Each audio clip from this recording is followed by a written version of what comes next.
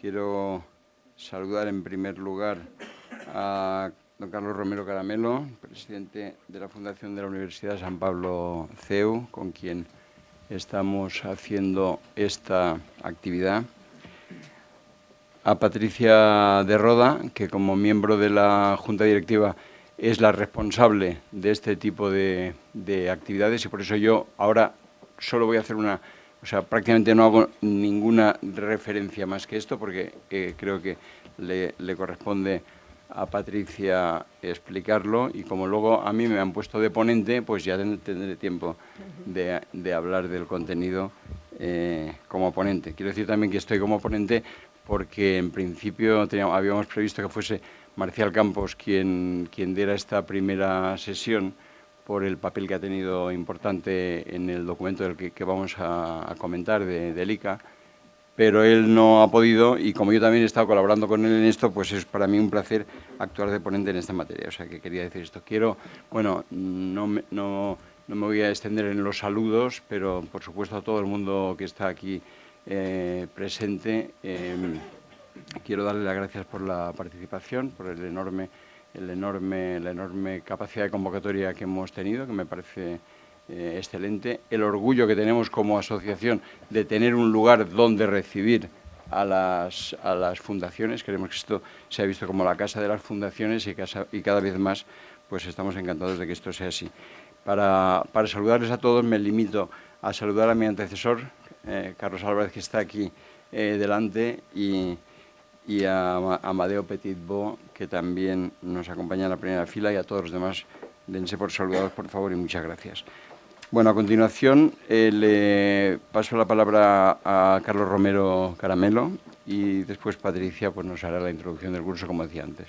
Por cierto, quiero decir que estamos súper agradecidos también y contentos de la estrecha colaboración que tenemos con la Universidad San Pablo CEU en todas sus facetas, en muchas actividades, desde hace muchísimos años, y que son los mejores cursos que tenemos en marcha, o digamos, no exclusivamente, pero sí de los mejores cursos son los que hacemos siempre con la universidad. Y quiero decirlo públicamente porque estamos muy satisfechos de esta colaboración y de este trabajo conjunto. Así que, por favor. Bien, decía que comenzamos hoy este interesante ciclo de jornadas para patronos, pero previamente, en nombre de la Fundación San Pablo CEU y de los patronos y directivos que colaboran en su gobierno, quiero expresar mi reconocimiento a la labor que desempeña la Asociación Española de Fundaciones. Sin duda, como declara su misión, trabajar en beneficio del conjunto del sector fundacional, tanto a corto como a medio y largo plazo, en pro de su desarrollo y fortalecimiento, es una tarea indispensable para animar la actividad de la sociedad civil. Pero a pesar del camino transitado en las últimas décadas, todavía queda una larga distancia que recorrer para alcanzar la madurez que el colectivo que representamos posee en otros países de nuestro entorno. La Ley de Mecenazgo, el Registro y Protectorado Único o el Estatuto de la Fundación Europea son solo algunos de los grandes proyectos que afectarán al funcionamiento de nuestras entidades.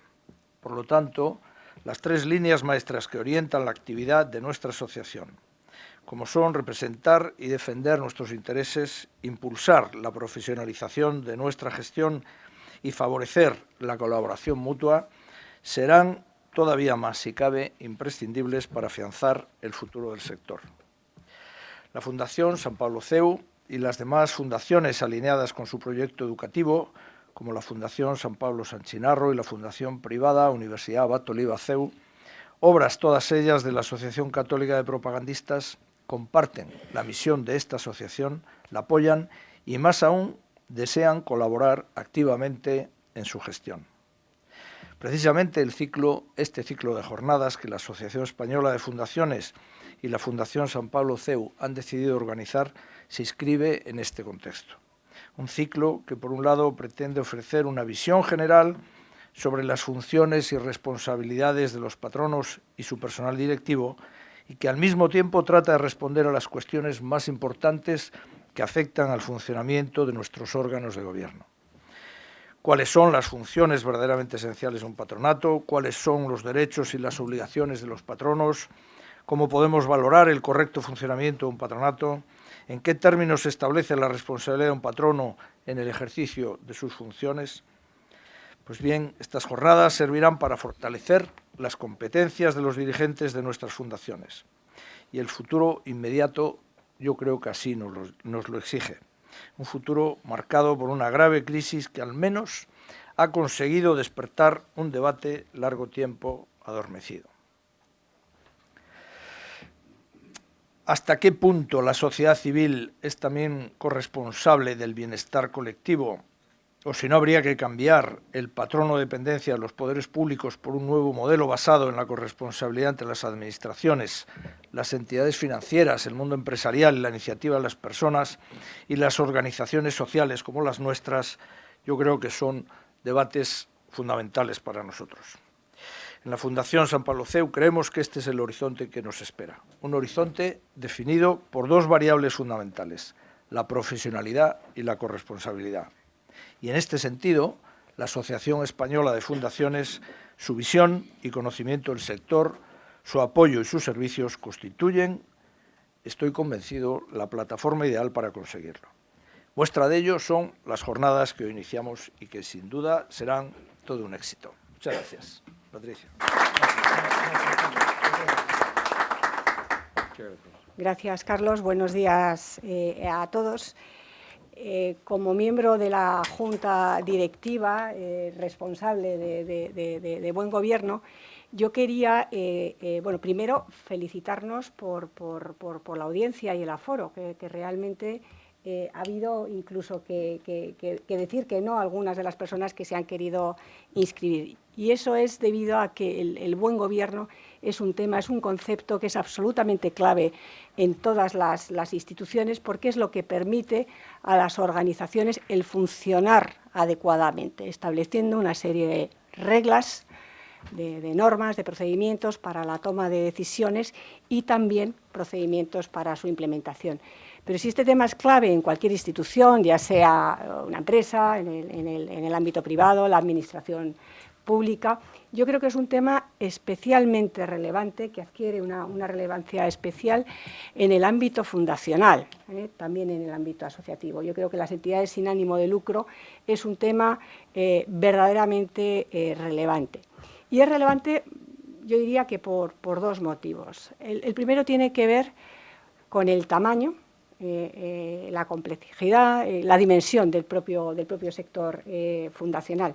Gracias al INAEF ya tenemos algunos datos que podemos compartir. Estamos hablando en el ámbito fundacional, si no me confundo, 13.500 fundaciones que manejan 9.500 millones de euros, emplean a 200.000 personas, tienen 70.000 voluntarios y 10.000 patronos. Estamos hablando de un sector que maneja ya unas cifras que son importantes. Pero lo que es más relevante es la propia naturaleza del sector fundacional, la misión que desarrollan las fundaciones, trabajando siempre allí donde hay una necesidad con los colectivos más vulnerables. Las fundaciones y las asociaciones canalizan la solidaridad de los españoles. Se financian con aportaciones, con donaciones voluntarias y, por otra parte, permiten a aquellas personas que se quieren implicar, que quieren contribuir a un determinado fin social, trabajar como voluntarios en sus instituciones. En ese marco es fundamental suscitar confianza, generar confianza. Y el buen gobierno es un mecanismo absolutamente,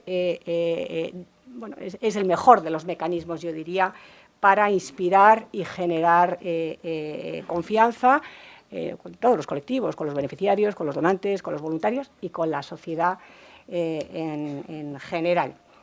La Asociación Española de Fundaciones es consciente de esta importancia. La Junta Directiva tiene entre sus objetivos estratégicos el promover la transparencia y el buen gobierno del sector fundacional en su conjunto, y en ese sentido pues se han ido haciendo varias cosas y nos proponemos seguir, presidente, haciendo algunas más. En primer lugar, yo quería citar el propio código que tiene la asociación, que es un código que se elaboró hace ya varios años. Se ha elaborado también una serie de recomendaciones, un modelo, un código de buen gobierno y de buenas prácticas para fundaciones, que está ahí colgado en la página web, para que sirva como fuente de inspiración para todas aquellas fundaciones que quieran autorregular su buen gobierno, pues que tengan un modelo lo más amplio posible que les sirva como herramienta, ¿no?, para poder adaptarlo a sus circunstancias particulares. Hablaba con Isabel Peñalosa y son ya bastantes las fundaciones que de manera voluntaria están adoptando sus propios modelos, sus códigos de buen gobierno. La asociación también ha celebrado una serie de jornadas prácticas en las que han participado patronos y miembros destacados de fundaciones para exponer en abierto. Hicimos hace poco una jornada con fundaciones corporativas, con fundaciones empresariales, el cómo cada una de estas fundaciones lleva a cabo, cómo funciona el órgano de gobierno, su propia fundación, y cómo están gestionando estas fundaciones. Creemos que ese intercambio de conocimiento, el hecho que se hagan públicos algunos casos, puede ser una fuente magnífica de aprendizaje. El intercambio de experiencias siempre contribuye al aprendizaje. En otro aspecto, las jornadas, el ciclo de jornadas que hoy inauguramos, dirigidas también a fortalecer las competencias, ¿no?, de los patronos, más en el plano más formativo. Y bueno, pues la idea es seguir trabajando, ¿no?, con herramientas. Estamos también en contacto con especialistas tratando de desarrollar herramientas simples que permitan a los órganos de gobierno de las fundaciones mejorar su gobierno corporativo. Yo no me quiero extender más porque voy a pasar la palabra al presidente de la Fundación, a Javier Nadal, y voy a daros unos datos sobre su amplio currículum. Es presidente de la Asociación Española de Fundaciones desde el año 2011, es secretario general del Consejo Social de la UNED y patrono de la Fundación Telefónica. De formación es ingeniero de telecomunicación y además es diplomado en Ciencias Políticas y en Sociología. Comenzó su carrera profesional en el ámbito de la investigación y el desarrollo en Teletra y se incorporó en el año 95 al Grupo Telefónica, donde ha ejercido distintas responsabilidades hasta el año 2013, que se jubiló. Ha sido vicepresidente ejecutivo de la Fundación Telefónica desde 2004 a 2013, presidente de Telefónica Perú, de Telefónica Argentina, director general de regulación de Telefónica en Latinoamérica. Pero además ha sido director general de Telecomunicaciones, delegado del Gobierno en Telefónica, antes de entrar, cuando existía el cargo, y presidente de Retevisión. Bueno, pues muchas gracias, Patricia, muchas gracias a todos de nuevo, muchas gracias, Carlos. El objeto de esta primera sesión del ciclo, dice el título, es, están distribuidas las distintas materias, como es lógico, y esta es sobre las funciones esenciales del patronato.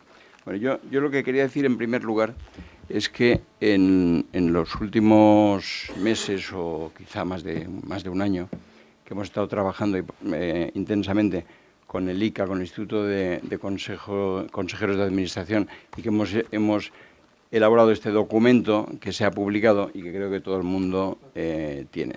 Y me voy a basar mucho en este documento, porque estamos muy satisfechos del trabajo que hemos hecho con el ICA. Por si no saben lo que es el ICA, ahora lo comentaré un poco y quiero enlazar con la experiencia de ellos para entrar en la nuestra. El ICA, como su nombre dice, es Instituto de Consejeros de Administración. Es la asociación, por así decir, de consejeros de administración y particularmente de consejeros independientes. No sé cuántos años lleva existiendo, no son muchos, pero coinciden con el periodo en el que el valor de los consejeros independientes en la cultura empresarial española pues se ha ido consolidando, se ha ido reforzando, y ellos yo creo que han tenido un papel importantísimo en este reforzamiento. Voy a hablar un poquito primero, claro, ellos como consejeros de administración, ¿de qué? Por supuesto, de empresas. Normalmente esta actividad pues ha empezado, como ustedes saben mejor que yo, pues por las empresas cotizadas. El problema de las empresas cotizadas es que en los consejos de administración pues había o histórico o siempre ha habido una especie de o una posible debilidad de los representantes o una menor representación de los accionistas minoritarios respecto a los que son mayoritarios y normalmente los llamados dominicales. Entonces, a medida que los consejos y que la cultura del buen gobierno ha ido entrando en las empresas cotizadas, pues se veía la necesidad, en primer lugar, de representar de alguna manera a los minoritarios. Que los minoritarios, el interés de los minoritarios no fuese simplemente ser partícipes del resultado cuando el resultado es bueno o entrar y salir cuando no le interesa al minoritario, sino que tiene sus derechos, que aunque sean minoritarios, pues también pueden y deben estar representados en el Consejo. Y ahí de ahí surge la figura del consejero independiente, también por otras razones, pero por simplificar. Y el consejero independiente es independiente de los dueños o de los mayoritarios y, por lo tanto, de los que tienen el control de la propiedad de la sociedad, pero sí tienen derechos y obligaciones, y el consejero independiente, en una buena medida, debe representar esos intereses. Y han ido desarrollando una gran capacidad de entender qué es un consejero independiente y de entender también cómo los órganos de gobierno, cómo deben ser los órganos de gobierno para representarles a ellos. Pero no solo para eso, porque también es verdad que en la cultura, desde luego española, pero no solo española, comparativamente con otros países como los anglosajones, los problemas o la comprensión del gobierno de las sociedades es más complicado, más complejo que en la cultura, como digo, anglosajona. Y de hecho, no siempre ha sido fácil, incluso ahora todavía a veces no lo es, distinguir entre quién hace la gestión y quién hace el gobierno, y qué es el gobierno y qué es la gestión. ¿Son dos cosas distintas o no? Entonces, ese papel el ICA lo ha representado muy bien en el mundo empresarial, también otros, pero ellos tienen la costumbre y han editado documentos como este que son, sobre todo, como su nombre dice, guía práctica de buen gobierno. Y guía práctica es porque haciendo una presentación sintética y yo creo que clara y pragmática de los principios básicos del buen gobierno, sobre todo para lo que sirve es para que cualquier organización que quiera mejorar en esa materia tenga una serie de cuestionarios que le ayudan a reflexionar. O sea, no es tanto el modelo, que me parece estupendo, tener un código de buen gobierno, un código de prácticas de cómo actuar, luego comentaré algo, si me da tiempo también, de cómo eso engancha con esto.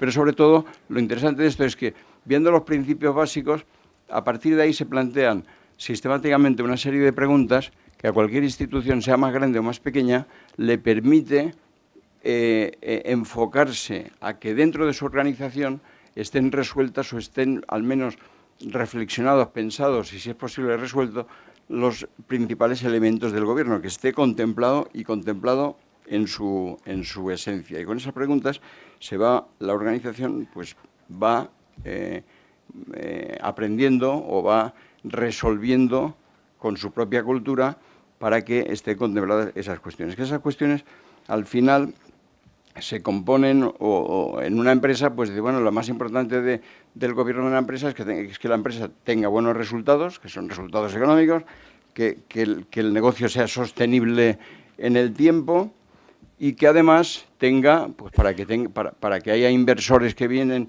y nuevos inversores que participan, sean minoritarios o no, pero sobre todo los minoritarios, generar confianza de que efectivamente hay unos beneficios y que las cosas se gestionan con responsabilidad y, por lo tanto, como digo, la necesidad de generar confianza entre los que van a venir a invertir.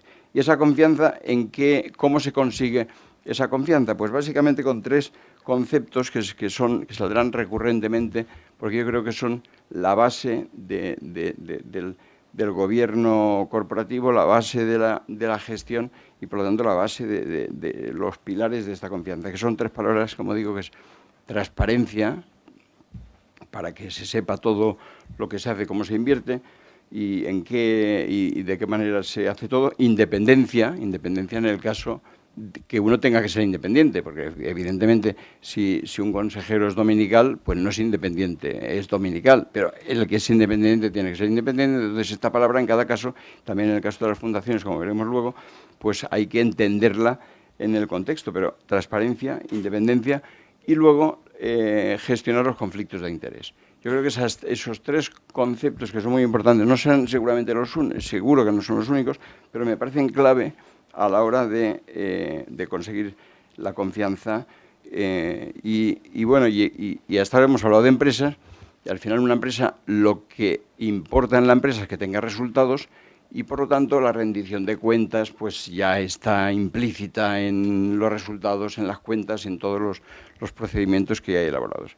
Bien, con esta experiencia el primer trabajo que se hizo, porque el ICA lo que hizo fue crear una comisión en la que y además un grupo de trabajo interno del ICA y a la que también se pidió colaboración a muchos, o sea, se habló con todo el sector, con fundaciones, con asociaciones y tal. Bueno, se reflexionó y reflexionamos mucho en una primera fase sobre si esto de las empresas era trasladable o no al mundo fundacional o asociativo. Quiero decir que, además, no solo es el mundo asociativo o fundacional, también hay otros mundos que no son el de las empresas cotizadas, como las empresas familiares, como otro tipo de actividades que también pueden, de hecho, aprenden o siguen, y no cada una tiene sus peculiaridades y no es lo mismo. Y aquí pasa lo mismo. Entonces, cuando empezamos a debatir sobre esta cuestión, aparecía el mundo, el ICA hablaba, vamos a ver cómo esto se aplica a las ONGs. La primera cuestión que debatimos es que, mira, las ONGs, hablamos siempre de ONGs, pero las ONGs no existen. Las ONGs o son fundaciones o son asociaciones normalmente de utilidad pública. Bien, cuando ya eso fue comprendido, dijimos, bueno, pues vamos a ver, ¿sería posible hacer una comparación entre empresas, el mundo de la empresa, el mundo de la asociación de utilidad pública y el mundo de las fundaciones? Y bueno, yo me hubiera gustado proyectarlo, pero ya está en la página 17 del librito. Me gustaría, podemos haber sacado una fotocopia más grande o algo, pero bueno, sí, quizá no sé si hay tiempo de hacerlo. Pero bueno, en todo caso, esta página es la clave del libro desde un punto de vista, digamos, intelectual. O sea, donde se quiso debatir y saber, a ver, si es trasladable y de qué manera es trasladable. Entonces, esta página lo que muestra son los tres niveles del gobierno o digamos de la relación de la empresa con el mundo externo, que es aquí normalmente los niveles, el dibujo es al revés, pero bueno, aquí está. En el primer nivel, el nivel más alto dibujado aquí es la gestión y las columnas es el mundo de la empresa, el mundo de la asociación, el mundo de las fundaciones. Evidentemente, en la gestión se parecen mucho. Es un equipo de gestión, evidentemente uno va en busca de un beneficio económico, otro en busca de otros resultados que deben estar marcados, y los equipos pues tienen que ser profesionales y ser expertos en sus materias. Por lo tanto, esa parte es bastante parecida.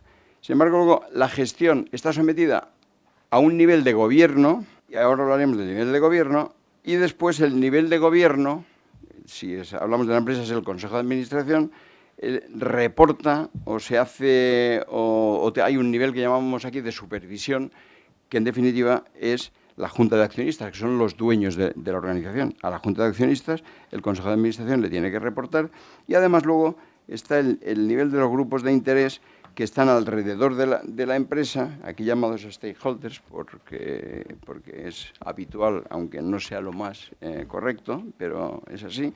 ¿Y quién está en el caso de la empresa? Pues están los clientes, los proveedores, los competidores, los empleados, la sociedad civil, todo el mundo de alguna manera tiene interés o tiene alguna relación con la empresa. Bueno, y para cada uno, los clientes, pues si compran, o sea, la relación con los clientes es o compra o no compra, por lo tanto ya sé si el cliente está contento porque me compra o no me compra.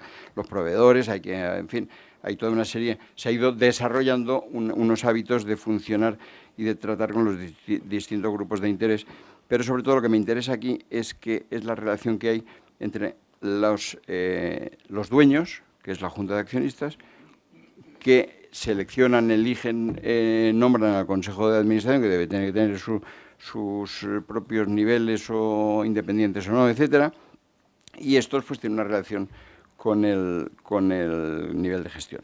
Cuando vamos a las asociaciones o fundaciones, la asociación tienen un paralelismo bastante rápido en la práctica, aunque luego en los contenidos sean distintos porque la empresa va por el beneficio económico, la asociación de interés público no, etcétera, pero en definitiva sí tiene también una asamblea de socios que podría ser lo más parecido a la junta de accionistas. Hay una junta de gobierno que puede ser equivalente y por lo tanto es el órgano de gobierno equivalente de alguna manera al Consejo de Administración, y luego pues tiene el equipo directivo.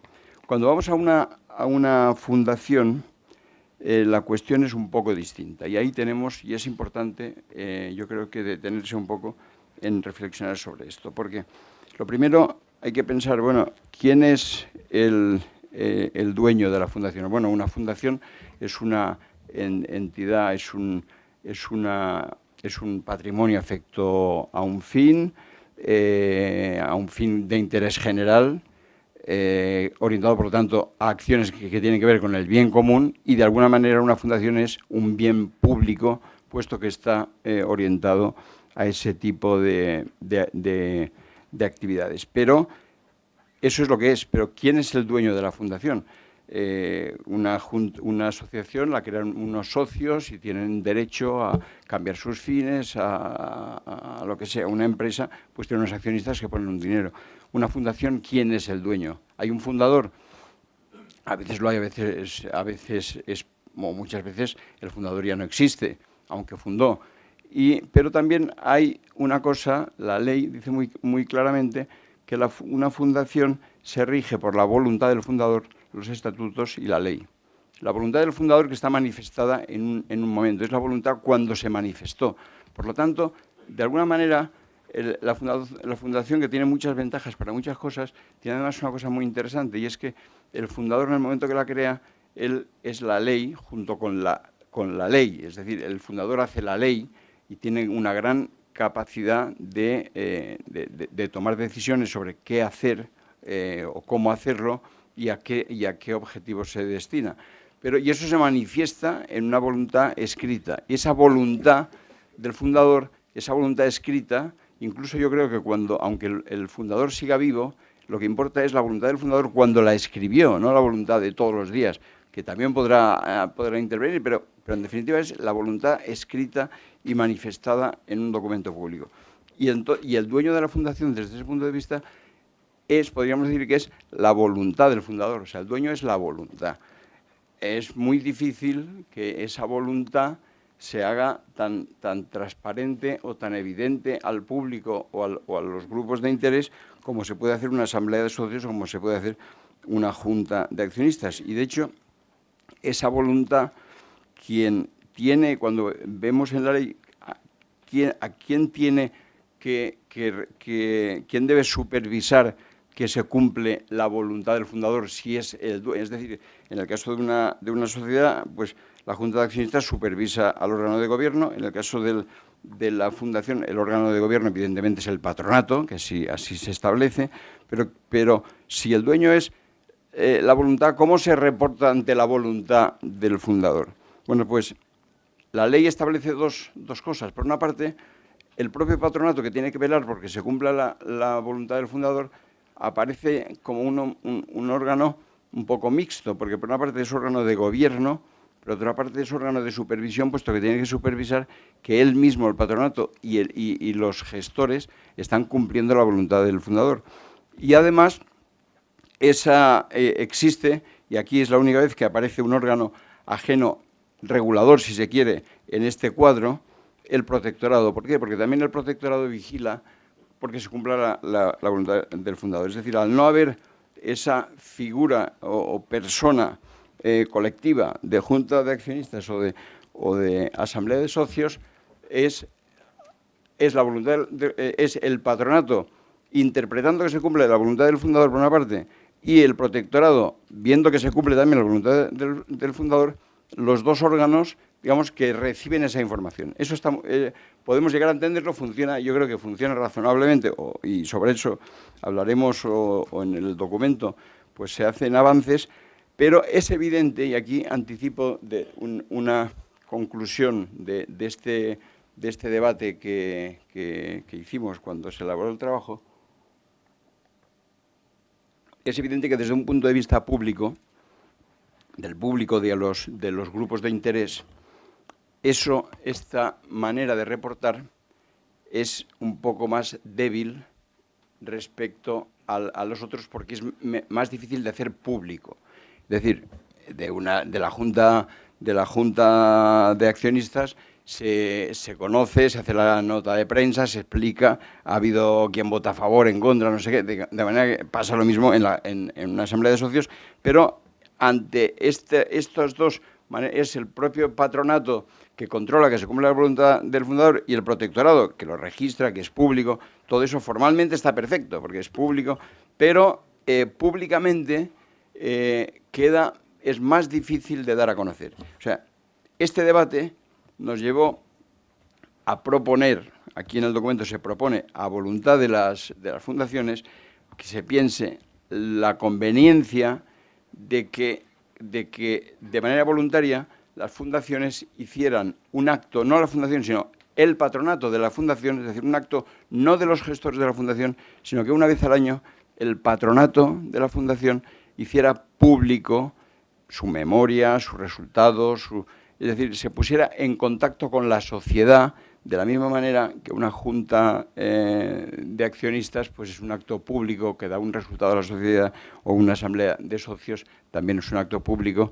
Es decir, que se hiciese ese acto público, que no es necesario, que no es obligatorio, o mejor dicho, que no es obligatorio, pero que sí sería muy conveniente, y no es necesario, pero sí sería muy conveniente para mejorar, para ayudar en uno de los puntos que hablábamos antes, que es la transparencia, para reforzar. La transparencia está decidida y está clara una vez que se han entregado los documentos en el protectorado, y el protectorado es público, y todos los demás, y la asociación y tal, todos podemos hacer que sea más conocido. Pero un acto, digamos, de mayor aproximación con los grupos de interés por parte del patronato de la fundación ayudaría en esta materia a reforzar la transparencia y a explicar todo lo concerniente con la voluntad del fundador, con los objetivos, con el manejo de los recursos económicos y con los resultados propiamente dichos. Bueno, me he extendido un poco ahí porque ese es uno de los puntos importantes. No es, como digo, ni obligatorio ni se propone, porque esta guía no propone en absoluto ser mandatoria e imponer cuestiones, sino que son reflexiones que sería conveniente y que deja encima de la mesa para que las propias fundaciones lo puedan plantear. Bueno, en el esquema hay otra cosa interesante, y es que una vez identificados los órganos, quién es el órgano de gobierno y el órgano de supervisión, también es verdad que se ve, y en las próximas sesiones del ciclo pues se podrá comentar, hay elementos, hay momentos, por ejemplo, pues el patronato tiene unas funciones muy importantes relacionadas con la gestión con el gobierno de la organización, y a veces los patronatos pues no pueden tener el número de reuniones suficientes, o es un órgano muy grande y es difícilmente lo suficientemente flexible para cumplir sus funciones. Y entonces se plantea la posibilidad aquí se habla del consejo asesor. En el dibujo aparece un consejo asesor que muchas fundaciones tienen, que puede tener muchas formas, y sobre lo cual también se incide en su contenido y actividades, porque puede completar o puede tener el tiempo y los recursos intelectuales necesarios, puede disponer de todos esos recursos para complementar la acción del patronato. También en la guía se habla, porque siguiendo el modelo de las empresas, de la conveniencia o no, pero en fin, de la posibilidad más bien, de crear algunas comisiones. Se habla de una comisión, o sea, como pasa en las empresas, una comisión delegada, que puede ser una parte más reducida del patronato y que hace determinadas funciones. Puede haber una comisión de recursos humanos que se encargue de la contratación y de generar planes de futuro de los responsables máximos, incluso también de la cooptación de nuevos miembros para el patronato, una comisión de auditoría, como ocurre en las empresas. Todo eso, digamos, son posibilidades que la experiencia dice que es bueno, pero que también hay que adaptar a cada organización según su tamaño. O sea, no podemos pretender que fundaciones pequeñas tengan todo esto. Lo que se trata aquí es de que, aunque no tengan una comisión de auditoría, una comisión, una fundación, y aunque sea pequeña, pues es bueno que reflexione sobre qué significa la auditoría, si sería conveniente, y si no la voy a tener, qué alternativas puedo tener, o sobre los recursos humanos, o sobre las diferentes materias que la gestión de la entidad precisa. Y entrando en la materia concreta de las partes que yo hoy quería extenderme un poco más al órgano de gobierno, al patronato, también para saber, para tener, digamos, para adaptar la experiencia de un órgano de gobierno, hay una reflexión interesante respecto a que el órgano de gobierno efectivamente puede delegar actividades en comisiones específicas, pero hay algunas actividades, algunas funciones que son absolutamente indelegables y que la experiencia dice en el mundo de las empresas que cuando se ha aclarado que hay funciones indelegables y el Consejo de Administración en ese caso ha tomado conciencia de eso y se organiza para que esas funciones que son indelegables las asuma de verdad, a partir de ese momento el gobierno de las empresas ha mejorado ostensiblemente. Esas funciones indelegables del gobierno, que están en el capítulo 3 del documento, se refieren a 4 materias. Y dice, la primera es definir la estrategia de la entidad. La segunda es responder ante quien tenga que responder, protectorado, porque quiero decir que el documento se refiere no solo a fundaciones, sino, como decíamos al principio, también a asociaciones. Entonces se trata de unificar el lenguaje para que a todo el mundo le pueda servir. Pero, en definitiva, la segunda es la obligación de responder. La tercera es la de supervisar la gestión y el funcionamiento general de la entidad. Y la cuarta es la de supervisar al Ejecutivo.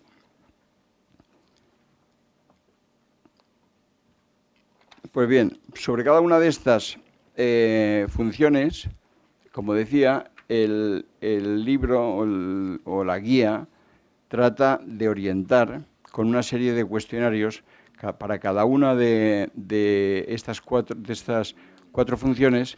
Hay varias, 4 o 5 preguntas o grupos de preguntas clave que las voy a comentar brevemente, porque es lo que da una idea. Por ejemplo, cuando se dice, bueno, la primera función indelegable y que por lo tanto tiene que ejercer el Consejo, que efectivamente se podrá apoyar en órganos externos y tal, pero la responsabilidad última es del patronato y por lo tanto el patronato tiene que asumirla.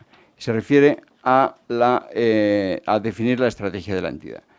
En esta cuestión de definir la estrategia de la identidad se encuentran como 5 conceptos sobre los cuales conviene reflexionar. El primero es sobre la existencia de una misión. Evidentemente no hay fundación que no tenga misión, porque eso está en la propia escritura de Constitución y, como decíamos antes, es la voluntad del fundador. Por lo tanto, la misión, los valores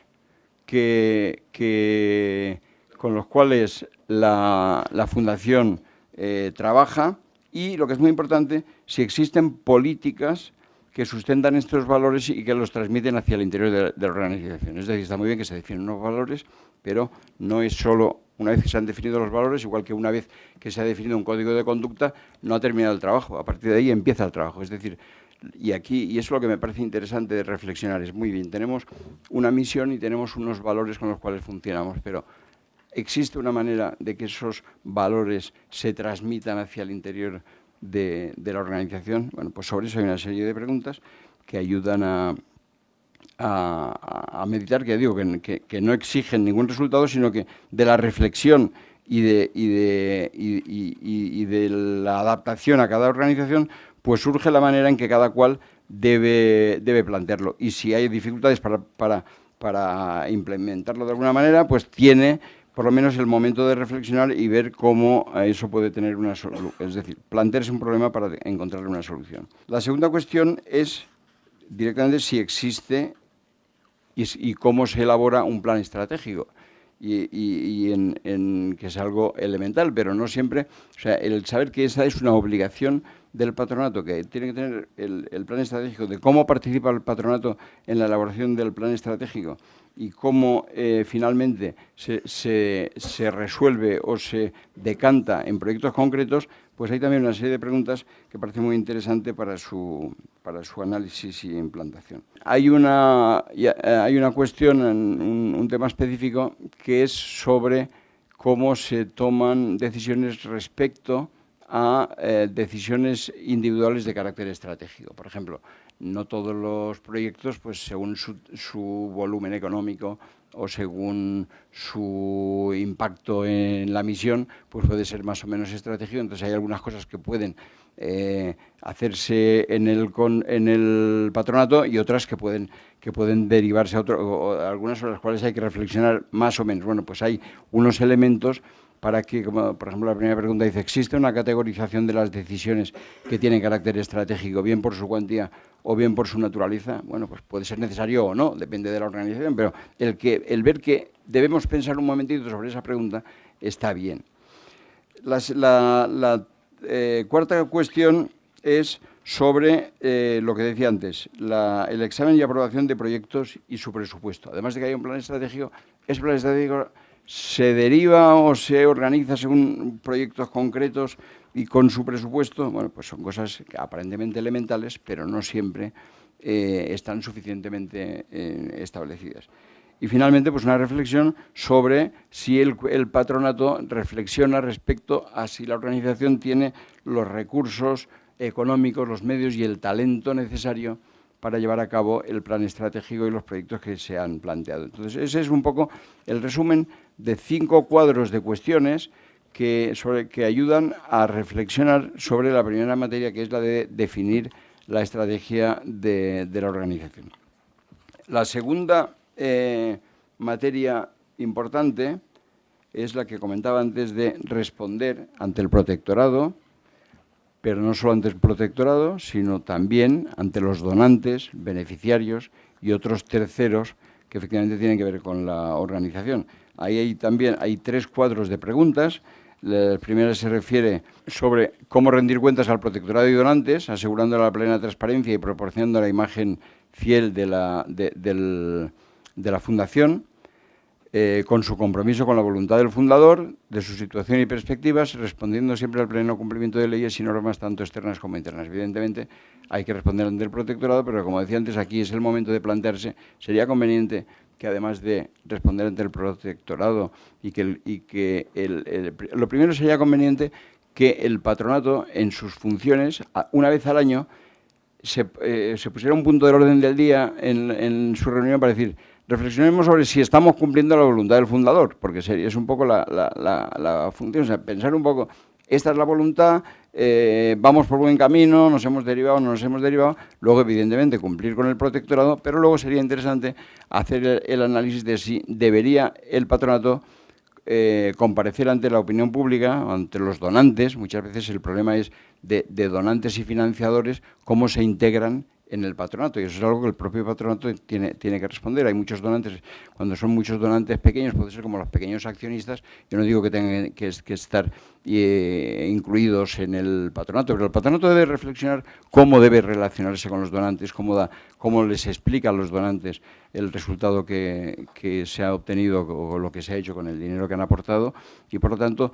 toda esa parte y decidir o no sobre ese posible acto público, que ya digo es una cosa que se propone, que de ninguna manera es obligatorio, pero que como elemento de reflexión me parece interesante. La segunda cuestión en esta materia es, bueno, se refiere a esto que estaba diciendo ahora, que es sobre cómo interlocutar con donantes y beneficiarios, que además de responder ante el protectorado, ya hemos comentado esto que es fundamental en el caso de una fundación.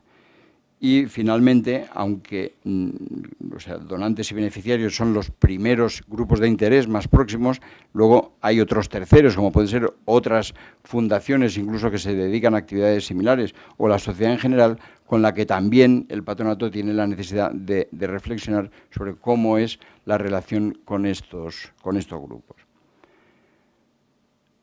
La siguiente función es la de controlar la gestión y el funcionamiento de la organización. Bueno, pues evidentemente controlar el cumplimiento de los planes, y aquí es muy importante el cumplimiento y el resultado. Y aquí sí que hay una diferencia fundamental con respecto a una empresa. En una empresa es una obligación, lógicamente, seguir el resultado, pero el resultado es mucho más fácil de seguir porque al final se resume y se lleva a una unidad monetaria. En el caso de las fundaciones es un bien común, son objetivos que van, por supuesto, más allá del económico, y la medición de impacto es una de las mayores dificultades y en las que hay más o más discrepancia o menos consenso a la hora de cómo medir, pero el patronato tiene que ser consciente de esa necesidad y reflexionar sobre cómo medir los resultados, pero también otra cosa fundamental, yo creo que es muy importante y que pocas fundaciones están abordando, que es la necesidad de evaluar los riesgos. Muchas veces se trabaja con material sensible, con personas, con niños, con personas en situaciones de exclusión. Hay compromisos que se asumen en muchas situaciones y hay riesgos que pueden poner en cuestión el mantenimiento y el cumplimiento de esos fines. Por lo tanto, el que haya una reflexión sobre los riesgos y evaluar los riesgos, que es muy importante en las empresas, es súper importante en el mundo fundacional. Por supuesto, en este capítulo están también las políticas de ética y conflicto de intereses. Yo creo que también es importante que haya políticas hacia adentro que ayuden a identificar conflictos de interés, porque a veces ocurren, además en los patronatos, pues la gente va con muy buena voluntad y se trabaja con vocación, con entrega, con toda clase de generosidad y además altruistamente, porque es gratuito. Y eso puede hacer pensar que los conflictos de interés son de otra índole, y los conflictos de interés son más importantes incluso que en el mundo de la empresa, desde mi punto de vista, porque afectan, como decíamos antes, a un bien público. Y por lo tanto, en este capítulo está también el reflexionar, y hay algunas preguntas que ayudan a ello, sobre cómo organizar las políticas de éticas y de conflictos de interés. Y finalmente el último punto es supervisar al Ejecutivo. Esto es una parte ya, digamos, si se quiere, más técnica, pero es importante que el patronato sepa que tiene que seleccionar y definir las atribuciones y retribuciones de los primeros ejecutivos, que tiene que tener planes de desarrollo y de formación y planes de sucesión, y por lo tanto aprobar los objetivos, evaluar los resultados y los esquemas de retribución y de los planes de carrera de los principales ejecutivos. Bueno, yo creo que con esto, en lo que se refería a los elementos principales de las funciones esenciales del patronato, luego hay otros puntos importantes, como es la responsabilidad de los patronos y otras cuestiones que a lo largo de las próximas sesiones se verán, pero yo me limito aquí para decir que, bueno, en definitiva, es muy el rango de los proyectos, perdón, mejor dicho, de los problemas, de las cuestiones a abordar son similares a las del mundo empresarial, pero son distintas y específicas. Y hay algunas en las que hay que poner en todas hay que poner un acento especial, pero en algunas muy particularmente, y simplemente terminaría pues repitiendo las 3 palabras que decía al principio, que son la transparencia, los conflictos de interés e independencia. Y todo ello, además, al final hay una 4ª palabra importante, que es que cuando tenemos dudas, y muchas veces ocurre que no es todo, no es clarísimo, no es blanco o negro y no está determinado la línea divisoria, hay una 4ª palabra que es muy importante, que es la diligencia. Es decir, si hay procedimientos para hacer las cosas, de cómo las cosas se deben hacer diligentemente, esto también ha sido un elemento importantísimo en el mundo empresarial para mejorar y clarificar situaciones y cómo actuar. Es decir, en caso de duda, actuar con diligencia. Yo creo que ese me parece que también es una buena conclusión. Bueno, y esto es lo que yo tenía hoy previsto contarles, así que muchas gracias.